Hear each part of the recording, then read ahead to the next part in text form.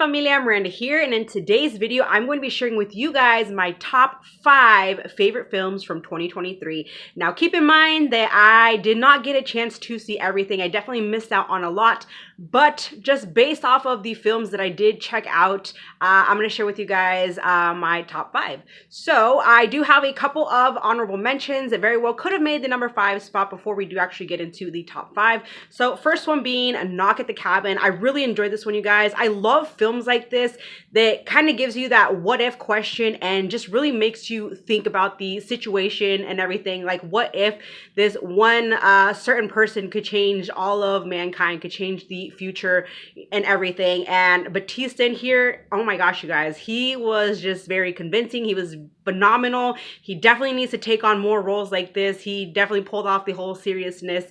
But it's just a bit of a thinker film and just gives you that question, you know, what if, you know, this was a situation and it could, you know, potentially, you know, change the future and stuff. So really enjoyed this one. So definitely could have been in my number 5 spot.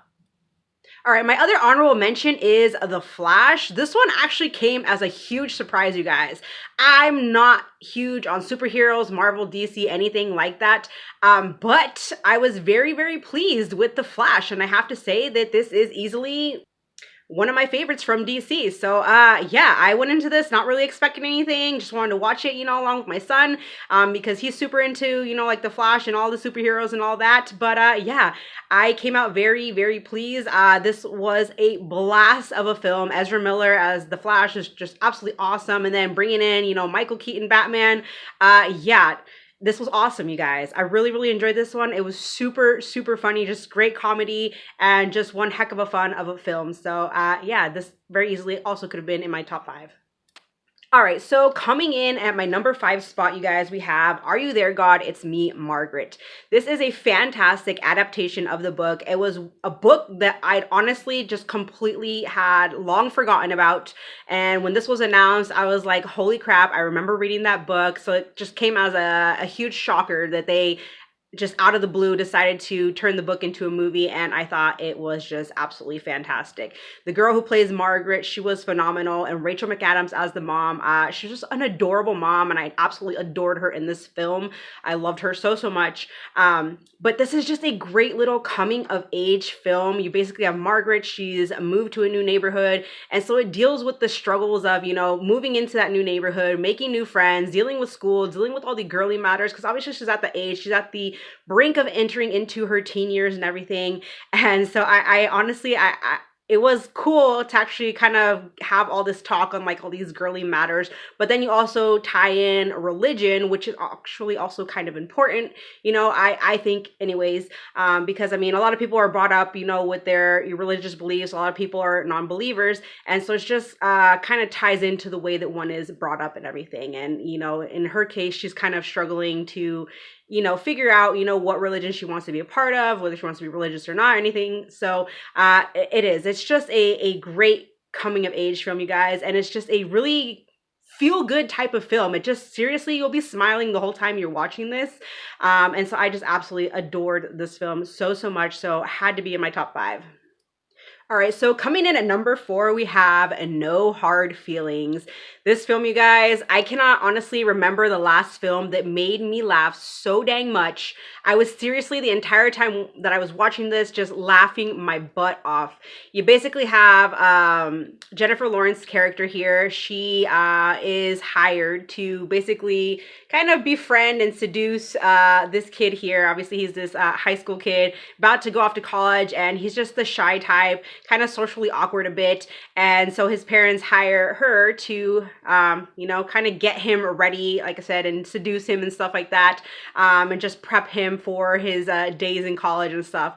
It is a rom-com of sort, you guys, but it's definitely more heavier on the comedy, and it's not your typical kind of rom-com. Like, it's not super, you know, like gushy or whatever. Sure, it's corny at times, but I don't know, this is just a fresh take on a rom-com, which I really enjoyed. And I seriously cannot get over the freaking beach scene where Jennifer Lawrence is freaking butt naked, kicking ass. Like, I seriously died, you guys.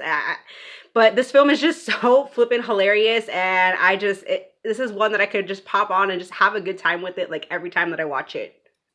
I seriously loved every minute of this film, and like seriously, you guys, it's a blast. It is so dang hilarious, and it's just such a good time.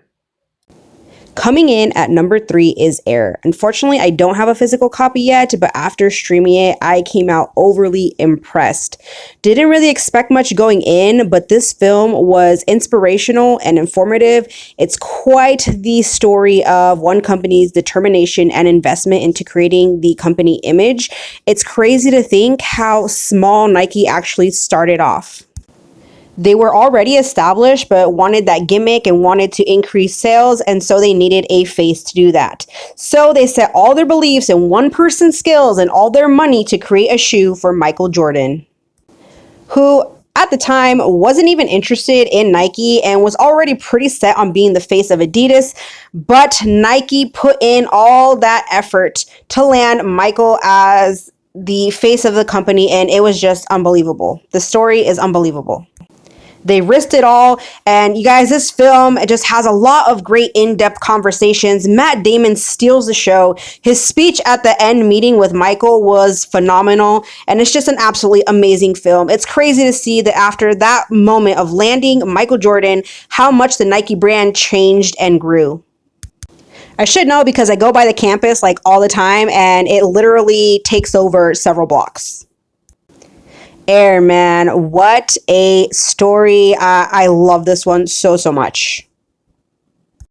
All right, so getting into the number 2 spot, you guys, I honestly thought the majority of last year that my number 2 was going to be my number 1.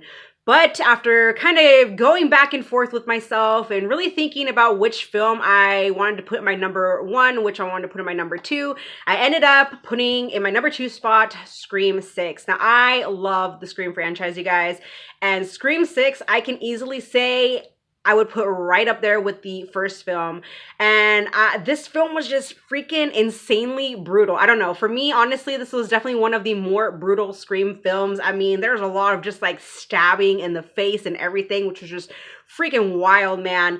But I really enjoyed the storyline of this one. And I don't know, maybe it was just the whole New York setting, you know, finally out of Woodsboro into New York. You got the whole train scene and everything, and just, I don't know, the whole New York scenery and all that. Maybe that, you know, applied to why I kind of like this more. But in general, you guys, like I said, Scream films are great, but this one, I really like the chemistry of, you know, the cast in here. I mean, the returning casting, like from the first, from Scream 5. I don't know. I love the whole Tara and Sam, you know, and the idea of Sam being, you know, Billy's daughter and potentially, you know, thinking that she could turn into this serial killer herself. It's great, you guys. I really enjoyed the heck out of this one. It was a great experience in theater that I got to see with my son. We both enjoyed the heck out of it so much, and we're just kind of, like I said, blown away by some of those kills. Like, damn, they was brutal. But yeah, Scream 6, it was going to be my number 1, but like I said, after really thinking about things a lot, I ended up putting it in my number 2. And I really love this one, you guys. So Scream 6, number 2. What do you guys think? And tragic, what's happening with number 7? Honestly, I just think that they should just cut it off here, and I'd totally be happy with that. All right, getting into my number 1 pick, and that is going to be Elemental. Yes, this was originally going to be like my number 2, but really looking at it and, you know, taking everything into consideration, I ended up choosing this one for my number 1 because I absolutely freaking love this film. It's definitely one of the better, like newer Disney films out there. But this one, I don't know why, it just hit me differently, and it just hit me in a way that I did not think that it would. That an animated film could, you know, just have this huge impact on me, you know. It is honestly just one huge love story that kind of just goes into that you know, daily saying of like opposites attract, because obviously you have Ember here. She's this, you know, fire character who basically is kind of trying to find herself. She doesn't exactly want to take on the family business. She already kind of knows that her path is going to lead her somewhere else, but that's kind of what she's trying to figure out. And along the way, unexpectedly, Wade here falls into her path, and so they spark this really, really awesome chemistry, you guys. And Wade, obviously, he's this, you know, water character, and he super falls for Ember, and obviously fire and water, they can't mix, but Wade in the end proves and shows Ember that they can be together, and it is just absolutely beautiful. The animation is stunning, and I loved every minute of this film, and just the whole entire storyline is just so perfect, and the chemistry between Ember and Wade is just absolutely amazing. I have seen this film, like, I can't even tell you guys. Like, I know I didn't get a chance to see this in theaters, so I waited for the physical release, which I think, I don't forget if it came out in like September or around then, and I've already lost track of how many times I've actually already watched this film, you guys. It's crazy, I know, but I love it. I got so freaking emotional with it. I feel like, in a way, I can relate to both characters, but I can say that I'm a little bit more kind of like Wade, because Wade, he is very emotional, literally cries over like everything, and there's just so many freaking beautiful moments in this film that just got me like all waterworks and everything, and I just adore this film so much, you guys. And I can easily also say that this is one of my all-time favorite Disney flicks.